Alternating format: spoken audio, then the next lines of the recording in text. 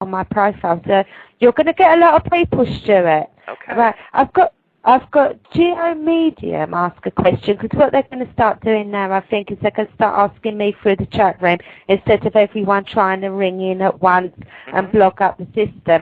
And this person, I'm not sure if it's a male or a lady, I'm not sure, but Holy Grail and the Tibetan Bell, is there a connection, Stuart? Can you please, Debbie, repeat that question? Sure. The Holy Grail and the Tibetan Bell, is there a connection? Well, not exactly. The Holy Grail, as you know, is the genetics of the merger of the Christ figure with Mary Magdalene. That's really what the Holy Grail was about. And the Tibetan Bell information had to do with the frequency that was unfortunately connecting to the reptilians. Right. Right. So there's not really a connection between the pair of them. No. See, no. I think the Holy Grail, I think that that's the bloodline, obviously. Yeah, I'm wondering if they're expecting a baby. Have you ever seen the film Omen 3? Haven't seen that, no. Right. I think that film explains it best. And that's when, because Omen 1 and 2 is about Damien and the Antichrist.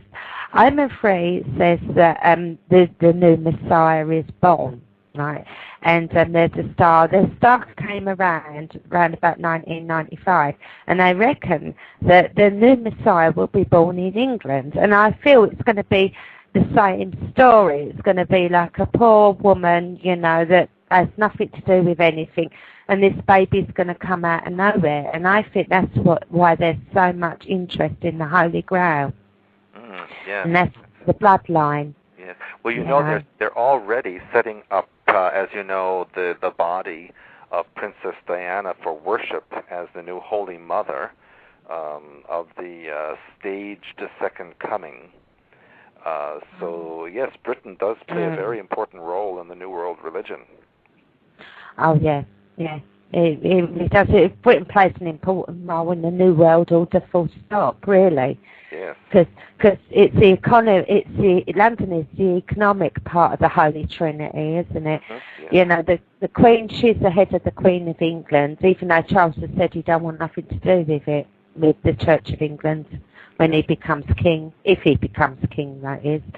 And also, they reckon that they've got bloodlines going back to Jesus. That's why they're kings and queens. Right. As well, yeah. Yeah, no. Right, I've got Martin here, and he asks, why are the Illuminati so interested, excuse my language, right on what we were talking about, right? Why are the Illuminati so interested in a specific place of Jerusalem? Is it about vortexes and stargates? My question to Stewart. Now, can I just butt in here for a sec? I believe the New Jerusalem is going to be set up in London. If you look at the 2012, the Olympic insignia, it spells Zion. And Jerusalem, the hymn Jerusalem, was talking about England. And I think, again, there's a huge connection there. But I'll ask you that question again, Stuart. And Martin said, why are the Illuminati so interested in a specific place of Jerusalem? Is it about vortexes and stargates? Well, that's a very, very interesting question. And the reason that they're so interested in Jerusalem is because of the magnetic quality of the earth at that point. And in fact, very close by to Jerusalem, as you know, is the Dead Sea. And under the Dead Sea, in one of the peninsulas in the Dead Sea, there is a very ancient artifact of an alien nature that is buried deep beneath that location. And it is connected to an underground area in Jerusalem. And Jerusalem in Hebrew means city of peace. And so they're going to use the city of peace to promote the New World global religion that will involve sacrifice and ritual ceremony, as we talked about earlier in the show. And so the entire Middle Eastern area is going to play a role. You're going to see the collapse of the Dome of the Rock. The Al-Aqsa Mosque will come down, and then they will rebuild the third Temple of Solomon and then they will announce the second coming. Right. Yeah. And do you think that's why they're getting rid of the Palestinians as well? Absolutely. Absolutely, they're going to get rid of them. Well, they're going to actually quiet them by giving them, well, they have their own little territory. But ultimately, all of that will be incorporated into this huge religious location that will be considered like the new Mecca of the earth.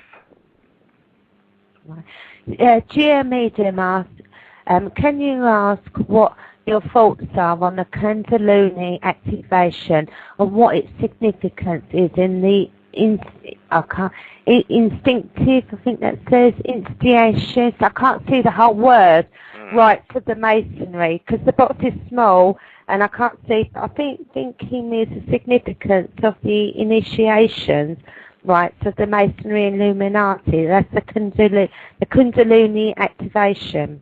What do you think the significance is?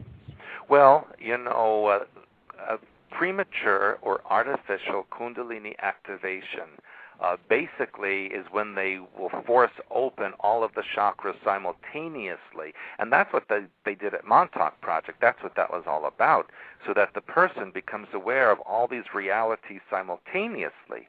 However, if you're not prepared for that, it would appear as if you would go insane, because you would not be able to focus in any reality at all, and then you would be completely out of it. So many of the ritual ceremonies that they do in the Masons and other organizations to force this Kundalini activation to occur is so that the person becomes so open that they can be used as an oracle to look at various dimensions and other realities to get information and bring it back to this reality. And I don't know if I've answered. Yeah. Yeah. Do you think they're doing that on a worldwide scale? But that's why they're zombifying everyone. And like with my friend, they're telling her that she's got a rare DNA and they want to change her DNA. Do you think they're trying to do that to everybody? So that we're all open? Basically, they want everyone to be blasted open so that they could hook into their mind patterns and basically connect them to the central computer. So basically, the human race would be like the Borg, you know, like you see on Star Trek. And that's what they want to have happen. And that's slowly but surely happening. I mean, like with people walking around with earpieces, you know, for mobile phones, it's getting us used to people looking more robotic, same as the Andromedans look, isn't it? Yes, exactly correct.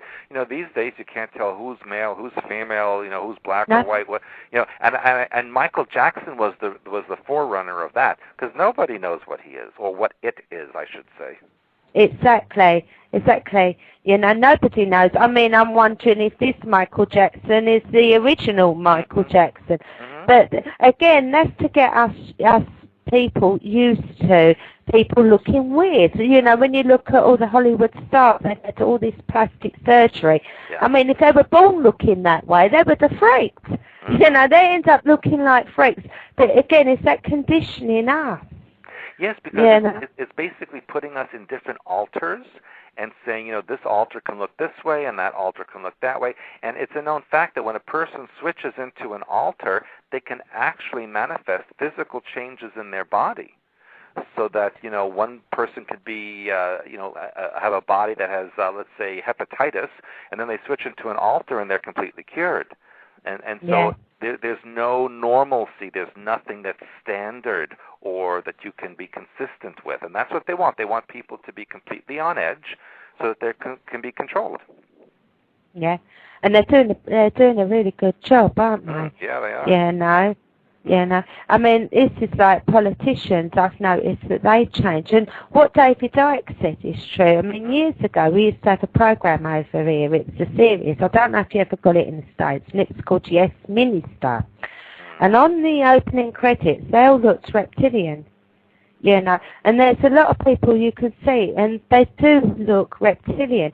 And again, with the shape-shifting, you know, what is your take on the shape-shifting? Yes, in fact, I spoke to David about